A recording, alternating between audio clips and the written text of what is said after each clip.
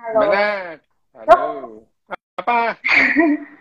rasanya kedengeran nggak, Dok? Denger suaramu, cuman menggema aja. Iya, soalnya ruangannya kosong. Oh, Oke. ya. Oke, melanjutkan perbincangan kita beberapa minggu yang lalu. Saya Mm-mm. menanyakan langsung aja ya, Dok ya, Kenapa, untuk kenapa? menyingkat waktunya. Mm-mm. Untuk menyingkat waktunya, Mm-mm. eh, saya waktu itu tanya, apakah ada hubungannya nih otak dengan eh, kesehatan mental seseorang? Pertanyaanmu itu. Sekarang gini loh ya, Dian, yang namanya mental itu adalah hasil kerja otak. Nah, kalau kemudian kita bilang kesehatan mental apa hubungannya dengan otak, lah ya wis jelas itu. Ya, ya udah jelas bahwa yang namanya mental itu kita udah bicara. Yang namanya mental itu adalah salah satu hasil kerja otak. Otak itu kerjaannya banyak. Salah satunya adalah apa namanya? Salah satunya adalah eh, tadi menghasilkan mental tadi itu gitu ya, itu mental. Jadi kalau kalau kamu pertanyaanmu adalah apa hubungannya otak, apakah ada hubungannya antara otak dengan kesehatan mental, ya wis jelas. Kalau otaknya sakit ya Jelas mentalnya ada. sakit gitu ya, gitu itu. Nah sekarang Oke.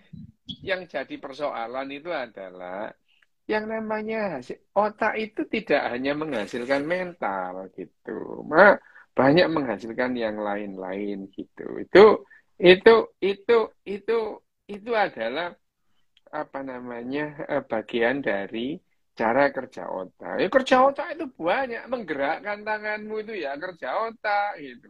Nah, kalau kamu pertanyaanmu itu ya sama dengan gini loh ya, misalnya apa ada misalnya hubungannya antara apa otak dengan kemampuan motorik seseorang? Loh ya iya, yang mengatur motorik orang itu manusia itu kita itu adalah otak gitu ya. Jadi kalau pertanyaanmu adalah apakah ada hubungannya antara otak dengan kesehatan mental? Ya wes jelas ya. Karena yang namanya mental itu adalah hasil kerja otak. Nah, yang jadi persoalan itu yang disebut sehat itu yang bagaimana? Ya itu ya.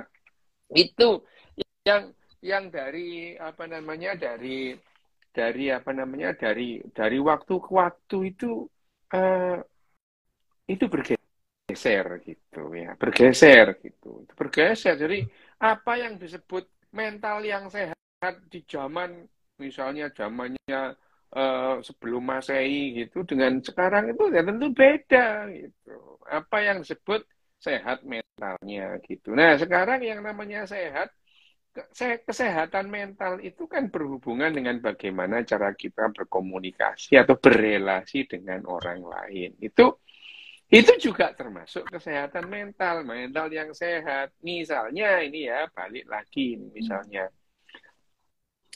pada sebuah zaman, pada sebuah zaman itu yang namanya homoseksual itu dianggap kriminal.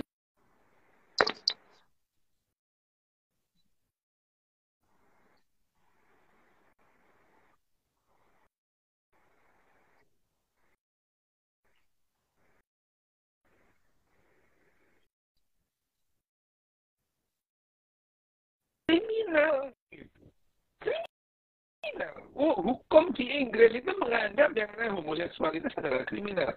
Bahkan Alan Turing itu sangat berjasa membantu sekutu menang perang dunia kedua. Lu nggak peduli gitu ya. Memang orang itu kalau sudah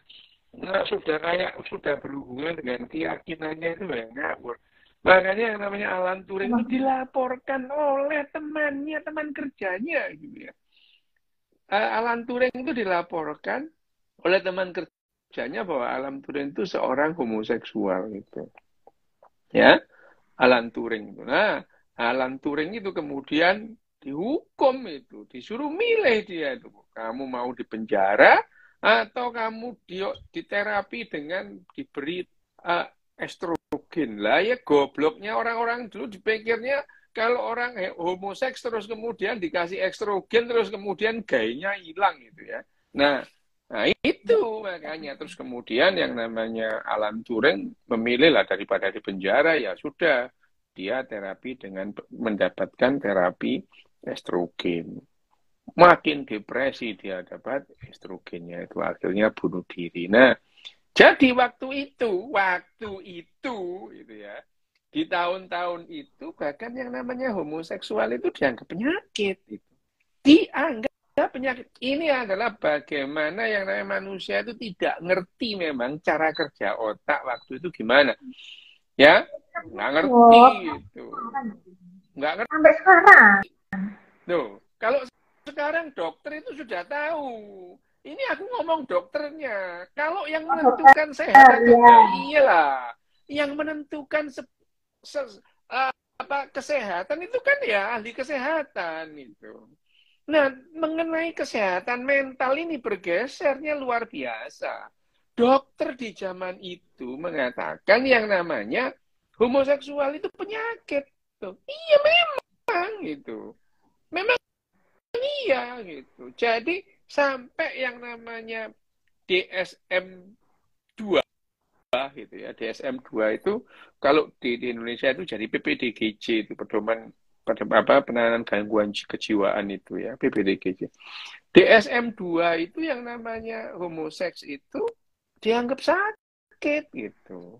Lah aku ini nggak ngomong kalau orang bukan dokter ya nggak masalah, kamu terserah kamu. Tapi kalau dokter itu dulu pernah dalam kedokteran itu yang namanya homoseksual itu dianggap sebagai penyakit itu. Dianggap sebagai nggak sehat. Iya gitu. Sampai akhirnya tahun 73 maka terus kemudian itu dianggap. Nah, Indonesia sendiri mengikuti itu. Mengikuti pada saat DSM-3 ada, Indonesia dokter-dokter psikiater di Indonesia itu mengikuti mengikuti bahwa di DSM-3 yang menjadi PPDGJ 2 itu homoseks itu bukan lagi dianggap sebuah penyakit gitu. Lah kalau kamu ngomong perkara orang awam ya nggak ngurus ya ini yang namanya terminologi sehat mental atau tidak itu adalah dokter. Nah, pada saat itu dokter-dokter psikiater sepakat bahwa yang namanya homoseks itu adalah penyakit itu. Dulu itu sebelum tahun 73 ya. Setelah tahun 73 DSM-3 itu terus kemudian Indonesia juga ikut ya. Terus kemudian Indonesia bahkan kemudian 1 tahun kemudian Indonesia itu Depkes itu mengeluarkan surat gitu, mengenai penentuan bahwa yang namanya orientasi seksual itu tidak bisa dianggap sebagai penyakit kecuali kalau dia tidak nyaman dengan orientasi seksualnya. Nah, yang mau dihilangkan itu perasaan tidak nyamannya gitu ya. Itu yang namanya kesehatan mental tadi kan. Karena kita makin lama makin paham cara kerja otak. Nah, sehingga akhirnya kita tahu mana otak yang sehat, mana otak yang tidak. Nah, kesehatan itu makin lama juga makin berkembang. Misalnya, sekarang itu adalah bagaimana kita paham kalau manusia itu makin bekerja sama dalam jumlah yang besar, maka dia akan menghasilkan lebih bagus untuk menurunkan entropi. Loh, ini dasar pemikirannya. Jadi kalau ada orang yang tidak bisa bekerja sama, dia mengalami gangguan mental gitu. Kalau dulu nggak peduli gitu ya. Sama mana? Kemarin dari pertanyaannya siapa? Pertanyaannya Kowin itu ada yang menanyakan gini dok, apakah penyakit mental itu bersifat genetik? Ada yang menanyakan. Apakah penyakit mental yang bersifat genetik? Ya seperti penyakit-penyakit lain, ada yang genetik, ada yang tidak. Ada yang genetik, ada yang bawaan lahir, ada yang didapatkan gitu. Kalau kamu ini ya genetiknya nggak apa-apa ini, terus kamu terpapar, terus bergaul terus kemudian dengan apa namanya, dengan orang-orang yang intoleran, ketularan intoleran kok kamu gitu. Kamu ketularan Iya. intoleran itu. Nah, itu adalah gangguan. Nah, sebetulnya bakatnya manusia itu di tengah. Ya ada sih orang yang bakatnya ekstrim. Kayak aku ini kan ekstrim gitu ya. Tapi pada dasarnya Ya, orang itu ekstrim. bakatnya di tengah gitu, di tengah. Jadi dia itu gampang bisa dibawa ke kiri, bisa dibawa ke kanan gitu, pada umumnya gitu. Nah, sifat-sifat seperti itu juga juga ya apakah yang namanya bakat itu genetik? Iya, tapi kan dia tidak pada dasarnya, dia di tengah. Nah, kalau kemudian dia kesehatan mental, namanya itu kan gangguan mental gitu. Tapi gangguan paranoid bersama itu muncul karena kamu ngumpul dengan orang yang paranoid itu. Kamu ikut paranoid gitu. Ya, ya ada sih orang yang kebal, sekitarnya paranoid dia juga enggak gitu ya ada gitu. Nah itu. Jadi kalau ada genetik, gangguan mental seperti penyakit-penyakit yang lain. Ada yang genetik, ada yang tidak gitu. Apalagi kalau yang punya genetik terus lingkungannya mendukung, wes jadi gitu ya dok ya, Ya, istilahnya ya dok. ya gini yang namanya ya bakat itu penting gitu ya. Seperti saya berkali-kali ngomong, kalau kamu bakat main gitar, kamu nggak pernah pegang gitar ya nggak bisa gitaran gitu.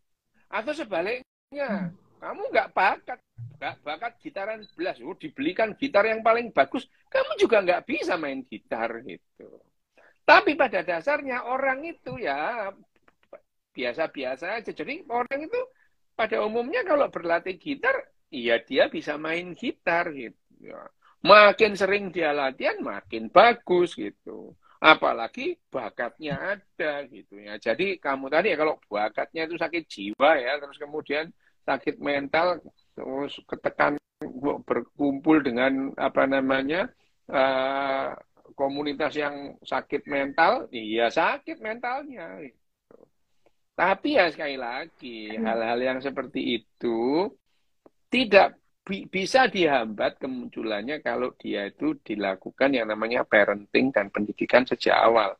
Supaya apa? Supaya dia bisa hidup lebih sehat. Seperti di Jepang ini ya. Dan di Jepang itu kan ya mentalnya bagus mereka itu. Nggak pernah ngambil barangnya orang gitu ya. Nggak pernah buka handphonenya pasangan gitu. Itu hidupnya lebih nyaman, lebih bahagia gitu. Nah kalau kamu sedikit-dikit mikir, oh, dia itu whatsappan sama siapa? Lah sakit mentalmu itu gitu ya. Oh, handphonenya orang lain kok itu ya. Handphonenya orang Iya. lain kamu pengen tahu isinya. Lah itu. Yang lebih sakit lagi ya menjebak orang lain dengan handphonenya orang lain, gendeng lagi itu ya gitu. Uh, Seperti yang dokter pernah bilang, saya tuh masih ingat, posesif itu bakat. Kok bisa gitu loh dok? Posesif itu kok bisa dikatakan bakat tuh gimana? Lah ya kamu, ada orang yang bakat goblok ya ada yang bakat pinter ya ada. Jadi semua itu ya bakat. Kalau kamu ngomong sifatnya manusia, ya semua itu ada bakatnya gitu. Bakatnya. Ada orang yang sejak kecil sudah posesif dia itu, ibunya kemana-mana nggak boleh gitu. Kamu pernah nggak anak kecil ibunya itu nggak boleh, ibunya pegang anak lain itu nggak boleh gitu. Lah itu ya bakat gitu. Ya. Lah ya bakat. Nah, kamu udah tahu gitu ya. Jadi bakat posesif itu bakat. Sudah bakat terus kemudian dipupuk, dilatih dari kecil ya sudah gitu. Misalnya pada umumnya orang ada bakat posesif itu ada, tapi kalau dari kecil dia dilatih bahwa urusan orang lain itu tidak boleh diurusi gitu. Ya sudah, akhirnya bakat posesifnya itu ditekan dia gitu. Ya sama dengan tadi itu kamu bakat gitaran tapi nggak pernah ketemu gitar gitu. Lah ya nggak bisa gitaran gitu. Lah mosok kamu nggak percaya kalau gitaran itu bakat? Ya, posesif ya bakat. Rupanya elek itu ya bakat gitu. Tapi wajahnya jelek, bakat wajahnya jelek. Tapi dikosmetikin terus kemudian dioperasi plastik, Jadilah itu seperti yang anggotanya BTS itu, ya gitu. Lah iya, Jangan nyinggung itu, Bos. lah iya. Nanti Makanya diserang lagi yang loh. dulu aku itu ngomong beneran, orang Korea itu memang bakatnya jelek-jelek, kemudian dioperasi jadi cantik gitu loh. Jadi itu adalah Ya. bagaimana kita menentukan kita tuh mau diapain, bakat kita itu bisa ditekan bahkan dihilangkan gitu. Kamu tahu orang Korea itu sebelum zamannya orang bilang, oh matanya sembab-sembab gitu ya. Oh sekarang Hmm. motornya belok-belok gitu gitu ya. Itu Ya. adalah bakat gitu ya. Ya, Kak. Oke, ini untuk sesi pertanyaan ya, Dok ya. Mm-mm. Ini cara ada yang nanya ini. Cara menyembuhkan mental yang sudah sakit gimana? Ke psikiater. Iya, kalau cara menyembuhkan mental yang sudah sakit, datangi ahlinya gitu ya, gitu. Jangan minta didoakan gitu. Orang, wah gimana ya, enggak bisa yang namanya didoain. Kamu itu kepikiran enggak kalau ban sepedamu bocor, ban motormu bocor, terus kamu doain, bawa ke ustadz, terus didoain. Nggak bisa. Ah, doain sepeda aja enggak bisa, oh, doain orang sakit itu dulu, gitu ya. Oh itu otak nggak waras itu adalah salah satu kesehatan mental. Lu nggak bisa membedakan itu. Coba mobilmu mogok, kamu kok nggak kepikiran dibawa ke ustadz supaya ke pendeta supaya didoain gitu. Kenapa? Itu. Lah wong uh, Bisa. doain busi Biasanya aja bisa. nggak bisa. Lah iya lah doain doain ban kempes Apalagi aja yang nggak bisa sakit. doain orang sakit itu. Kalau otak kita agak waras dikit bisa mikir gituan itu. Oke. Dok, sama saya mau nanya ini. Ya ini yang saya alami ya. Apa namanya? Kayak anxiety gitu. Anxiety terus uh, ada reaksi badan. Nah, itu gimana ya, Dok ya? Biar Lah, biar lah kan enggak sudah berkali-kali aku biar ngomong enggak soal ke-trigger ansietas gitu. itu. Ada trigger sesuatu. Lah kan kita sudah ngomong kemarin ansietas itu apa? Bakat ya. Lah Bakat. gimana Iya, sih ya kamu bakat. ini loh? Bahwa ansietas itu di Bakat. awalnya, lah ya jelas itu. Ya, ya jelas ya ansietas itu ya ya badan. Awalnya anxiety, awalnya apa yang namanya kita kan udah ngomong itu apa itu bahwa yang namanya Anxiety termasuk. gelisah itu gelisah, kegelisahan, kecemasan itu akan menjadi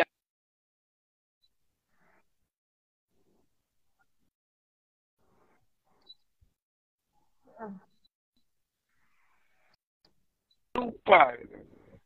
Tapi ya nggak apa-apa, nggak penting. Yang penting itu Ya. ya iya nggak penting lah pengetahuan begini lu nggak penting. Yang penting itu waktunya gajian kamu jangan nggak masuk kantor gitu. Nggak gajian nanti gitu. Itu penting yang gitu itu. Ya. Apalagi ya? Terus ada lagi ini. Benar, Dok, benar. Eh, tanda tanda mental sehat apa? Dia bisa diajak kerjasama. Tadi sudah diinfokan. Lu lah Tanda tanda mental sehat sehat. mental.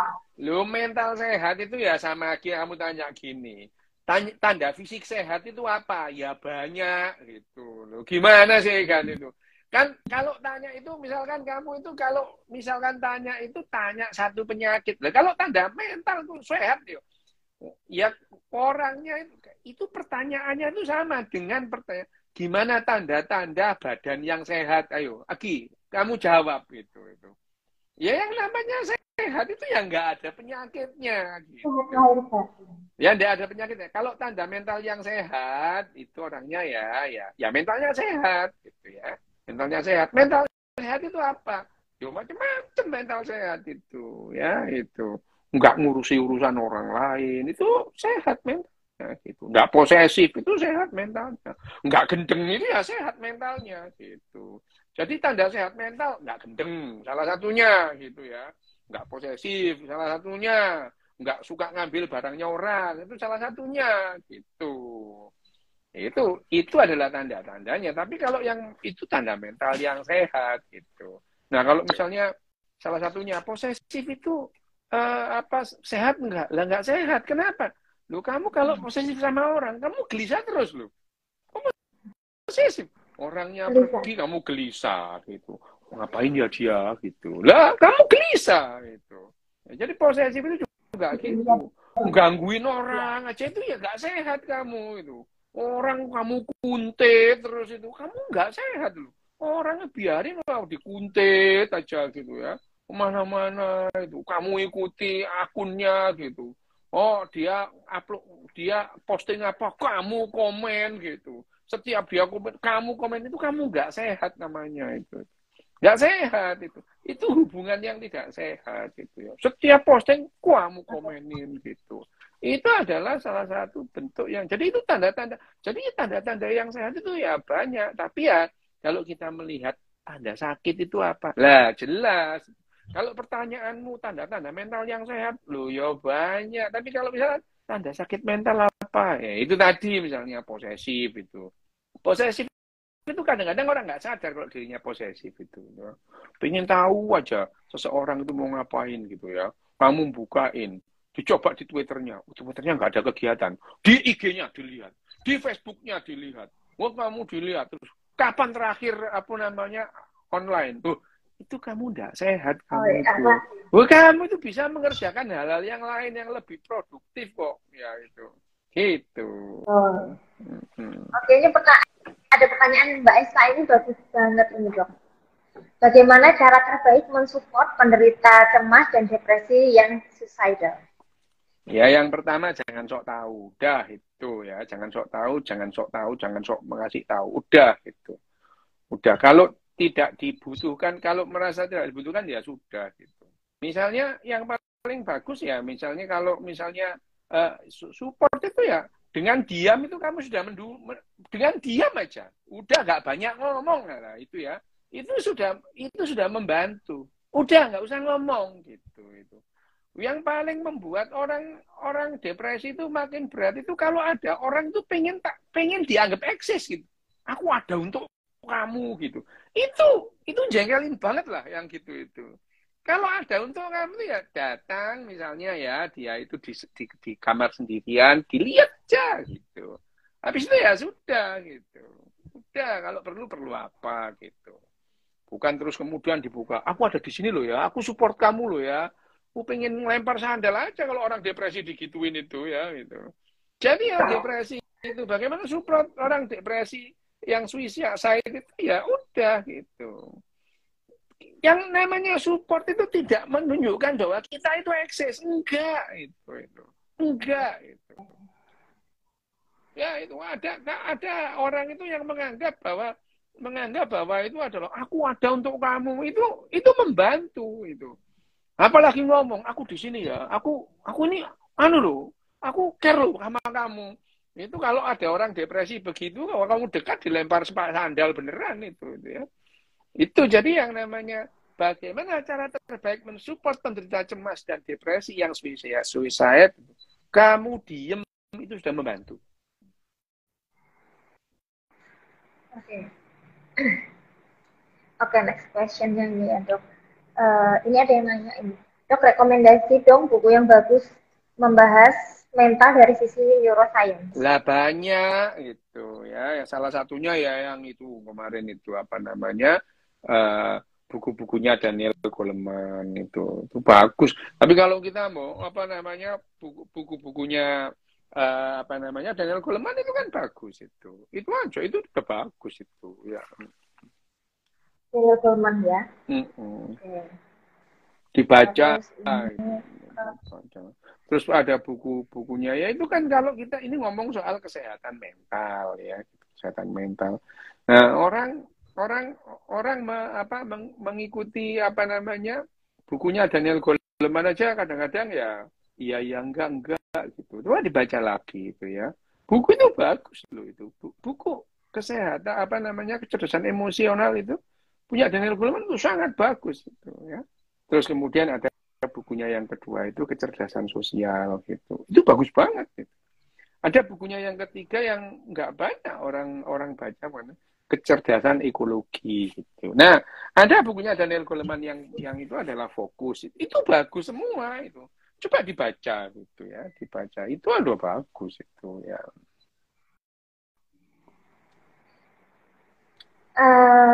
ini tanya lagi, kejiwaan ini apa ditemukan di binatang yang punya kesadaran, Dok? Ya, kita kalau ngomong kesehatan mental orang itu nggak ngurusi binatang gitu ya. Bahwa binatang itu punya mental sendiri, iya gitu ya. Jadi yang namanya mental itu, apakah mental kita dengan mental kelelawar itu beda? Beda gitu. Beda banget gitu. Kenapa? Apakah mereka punya mental? Punya gitu. Punya. Gitu. Jadi lautan mental kita itu cuma sedikit di antara lautan mental kehidupan itu. Misalnya kita ngomong mental kita dengan mentalnya dolphin apa lumba-lumba apa berbeda? Berbeda itu. Itu berbeda, beda banget gitu ya. Dolphin itu kan kita melihat mukanya dolphin itu lucu gitu ya. Jadi cenderung manusia itu menganggap dolphin itu baik gitu loh. Dolphin itu binatang yang membuli temannya, membunuh temannya untuk kesenangan gitu. Dan itu tidak ditemukan pada ayam misalnya. Ayam itu nggak ada. Ayam itu membunuh ayam lain untuk kesenangan gitu nggak ada gitu ya. Dolphin itu melakukan itu, membuli temennya, kemudian membunuh temennya, itu bisa itu dolphin itu. Cuman mukanya aja kelihatan lucu. Jadi kita itu melihat itu seringkali gitu. Jadi bagi kita dolphin itu adalah binatang yang baik gitu ya. Padahal ya kalau misalnya baik, misalkan malah yang namanya serigala kita sebut binatang buas gitu ya. Padahal bayangin aja itu. Kita nyebut serigala binatang buas gitu. Nah, masing-masing itu ya mempunyai mental sendiri-sendiri. Jadi kalau ada binatang-binatang yang berkesadaran, mentalnya ya berbeda, gitu. Kejiwaannya berbeda, gitu. Bahwa mereka memahami dunia itu berbeda dengan kita. Lawang kita masing-masing aja lah, Dian sama aku, memahami dunia itu beda, gitu. Jadi kejiwaannya Dian sama kejiwaannya Rio ya beda lah, gitu. Ya, meskipun ini kan kalau dalam tataran manusia itu kan ada yang namanya distribusi normalnya di tengah, ada yang kiri, ada yang kanan, gitu ya. Tapi yang namanya setiap orang itu kondisi kejiwaannya, kondisi mentalnya beda-beda, gitu. Misalnya ada orang yang menganggap meditasi itu penting untuk jiwanya, ya terserah, gitu ya. Ya udah terserah, gitu. Ada orang yang kalau tidak meditasi sehari itu terus kemudian dia tidak nyaman. Berarti itu kondisi mental tiap-tiap orang berbeda, apalagi beda spesies ya pasti beda gitu.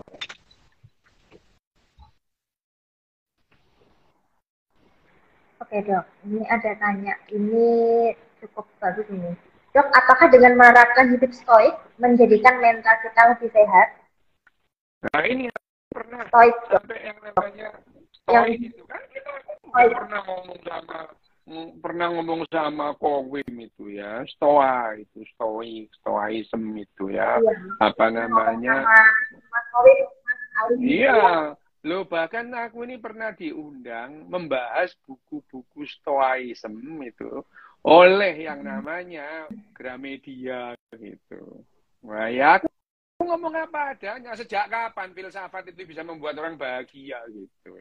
Ya, apa kita mental kita lebih sehat menerapkan hidup stoa ya? Stoa itu kan yang namanya stoi itu kan ya stoa itu kan filsafat gitu ya. Sejak kapan filsafat bisa membuat orang bahagia gitu ya? Memang di Ya, antara sekian filsafat. motivator itu. Lah enggak beda. Stoa itu memang beda. Filsafat stoa itu bukan motivator, itu memang filsafat itu.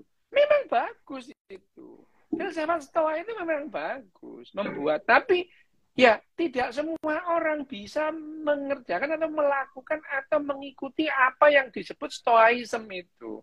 Itu ada di Gramedia itu, ada yang bilang stoa setiap hari stoa gitu itu ya. Itu ya, tapi tidak semua orang bisa menjalani itu nih. Nah, orang yang namanya orang misalnya ini orang Jepang ini, orang Denmark, orang Finlandia itu nggak pakai stoa-stoaan ya bahagia mereka gitu. Lalu kita ini loh dikasih cara yang sederhana kok malah cari aneh-aneh filsafat segala macam. Sejak kapan stoa itu bisa membuat masyarakat bahagia? Ya nggak bisa. Meskipun stoa itu poin per poin itu. Iya memang itu orang kalau melakukan ini hidupnya itu tenang. Iya, tapi kebahagiaan itu tidak sekedar dengan hidup tenang gitu. Kebahagiaan itu adalah komunitas gitu. Kamu tenang sendirian misalnya, kamu sekarang menjalani stoicism, terus kemudian di Jogja tiap hari ada kelitih gitu. Apa kamu bahagia gitu? Nah gimana? Kamu udah stoa, wah aku melakukan stoa tiap hari. Barangmu ketinggalan di pasar pasar Johar hilang gitu. Lah gimana gitu? Itu bukan kebahagiaan. Jadi yang namanya stoa itu mental kita lebih sehat, itu mental individu lebih tenang kalau bisa melakukan apa yang disebutkan di stoa itu. Hanya saja yang namanya stoa itu tidak semua orang bisa melakukan itu. Yang bisa dilakukan adalah melatih antri, melatih buang sampah, melatih mengikuti tanda-tanda. Itu yang membuat bahagia gitu. Ini orang Jepang ini ya bahagia itu tidak pernah diajari stoicism. Diajari caranya buang sampah, diajari caranya antri gitu itu. Ya. Itu. Jadi apakah stoa individual iya itu. Tapi orang 100 orang disuruh baca stoicism, mungkin yang bisa menjalani itu 2 atau 3 atau bahkan 1 gitu. Atau bahkan setengah gitu. Jadi kalau ada teknik ya, teknik yang bisa yang teknik yang bagus itu teknik yang kalau 100 orang melakukan banyak yang bisa gitu. Sama dengan obat gitu. Kalau ada sama dengan obat. Kalau ada obat batuk gitu ya. Ada obat batuk. Obat batuk diberikan pada 100 orang batuk, 80 orang sembuh. Itu obat yang bagus gitu. Tapi kalau ada obat batuk, 100 orang diberi obat batuk itu, yang sembuh cuma 2. Lah ini obat yang jelek itu. Lah sama, semua 100 orang membaca bukunya Stoa, hanya 2 orang yang tenang. Lah ini teknik yang jelek gitu. Ya sama meditasi. Meditasi dari 1000 orang meditasi, yang bisa tenang cuma 1. Berarti meditasi adalah teknik yang jelek untuk mendapatkan ketenangan. Gitu. Cuma 1 itu. Kecuali kalau 1000 orang melakukan meditasi, 900 tenang lah itu. Ya, jadi itu yang namanya kalau kita melihat Stoa itu ya bagus Stoa. Saya bilang ya namanya meditasi itu ya bagus, baik itu baik ya. Tapi apakah itu teknik yang bagus untuk membuat orang mendapatkan kebahagiaan? Ya enggak sih. Enggak itu. Sejak kapan orang bisa bahagia dengan meditasi? Orang Finlandia itu bahagia gitu, enggak ada yang meditasi kok gitu. Orang Jepang ini kebahagiaannya orang Jepang bukan karena meditasi, tapi karena dia bisa hidup teratur ya. Itu yang membuat orang-orang itu bahagia gitu. Ya. Oke, next question ya dok ya. Ini ada pertanyaannya dari keagamaan ini. Aku takut kalau yang tanya ini nanti dibully sama dokter ini. Apa? Gak apa-apa, tanya aja. Aku memang suka bully orang yang geblek gitu. Ayo. Apakah kesadaran menurut sains dengan spiritual itu berbeda? Lah ya wes jelas beda gitu ya itu. Ya jelas beda. Apakah semua orang yang berkesadaran punya spiritualitas? Ya enggak itu. Lah kamu kira yang namanya monyet bonobo simpanse punya spiritualitas? Enggak penting bagi mereka. Spiritualitas itu kepentingan setelah kita tuh ngarang-ngarang cerita itu baru itu. Kalau kita nggak kenal yang revolusi kognitif bahasa, ya kita nggak kenal spiritualitas. Kenal. Kita ngarang-ngarang gitu. Ya. Itu tapi bagaimana juga spiritualitas. Loh, tapi yang ngarang itu bukannya tidak bermanfaat, ya bermanfaat gitu. Karena hidup kita ribuan tahun itu bisa membuat kita tenang dengan membohongi diri kita sendiri gitu itu. Nah, spiritual bagian dari itu. Jadi penting gitu. Tapi apakah menurut sains berbeda? Ya jelas beda itu ya. Kesadaran, spiritualitas itu bagian dari revolusi kognitif manusia gitu. Ya tidak ada orang yang lahir dengan kemampuan spiritual itu nggak ada, itu adalah didapat gitu. Dapat dari mana? Dari omongannya orang gitu. Kalau kamu lahir di hutan sana terus dipiara sama gorila ya nggak kenal lah kamu spiritualitas meskipun kamu sadar gitu. Ya oke dok, ini tanya lagi nih dok. Introvert, extrovert. 10 menit lagi aku mesti mesti melakukan masuk Ya, kantor ya ya. oke. Ini last question ini ya. Introvert, extrovert itu kondisi kejiwaan atau kalangan populer aja dok? Ya, kalau dibilang karangan ya karangan, tapi itu adalah kondisi kejiwaan gitu. Ada orang yang apa? Iyalah, itu kondisi kejiwaan, kondisi mental. Ada orang yang terbuka, ada orang yang tertutup, gitu kan ya ada. Itu memang kondisi kejiwaan. Apa karangan populer lah? Ya, memang itu karangan orang namanya kita itu berkomunikasi dengan orang lain itu juga ngarang-ngarang karena dulu misalnya ya, karena kita punya bahasa gitu ya, maka kita bisa menjelaskan apa yang ada dalam perasaan kita. Ada orang yang kesulitan untuk itu gitu. Yang dibilang ekstrovert itu, sebenarnya kesulitan dia mengkomunikasikan apa yang terjadi dalam dirinya itu kesulitan gitu. Ya itu. Yang normal yang mana? Lah dua-duanya itu adalah normal itu. Kalau ada yang nanya, mana yang normal? Introvert apa ekstrovert? Dua-duanya itu varian normal. Tapi kalau terlalu introvert ekstrim, itu dia akan mempunyai hambatan untuk berkomunikasi. Tapi kalau terlalu ekstrovert, ya kamu jadi gangguin orang gitu. Ya. Ya yang paling bagus ya yang di tengah-tengah yang memberikan manfaat. Terlalu introvert juga kesulitan berkomunikasi, terlalu ekstrovert ganggu orang. Ya annoying gitu. Dikit-dikit ngomongin aku nih gini gitu ya. Itu ya. Tengah-tengahnya itu ambivert itu kalau nggak salah sebutannya itu.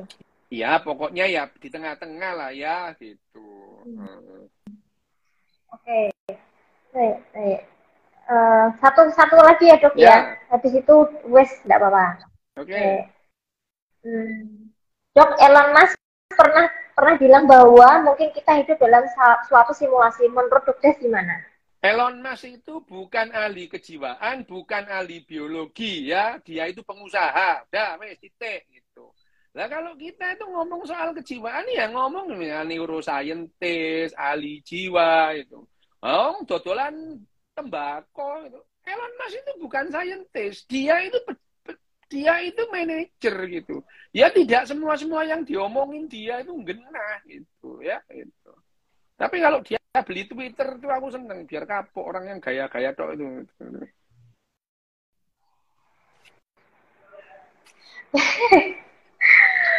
Iya kan waktu itu kan dia pernah mau beli terus gagal, ya jadi terus beli akhirnya apa? Ya. Yang namanya Elon Musk itu dia itu bukan saintis gitu ya, bukan neuroscience itu ngomong kehidupan simulasi ya buaban biarin aja omong-omongnya gitu. Ya karena lah gitu. Oke, ini sudah cukup dok. Ya oke. Oke. Nanti kita besok ya, bulan depan ya dok. Terima kasih dok. Oke, terima kasih teman-teman. Nanti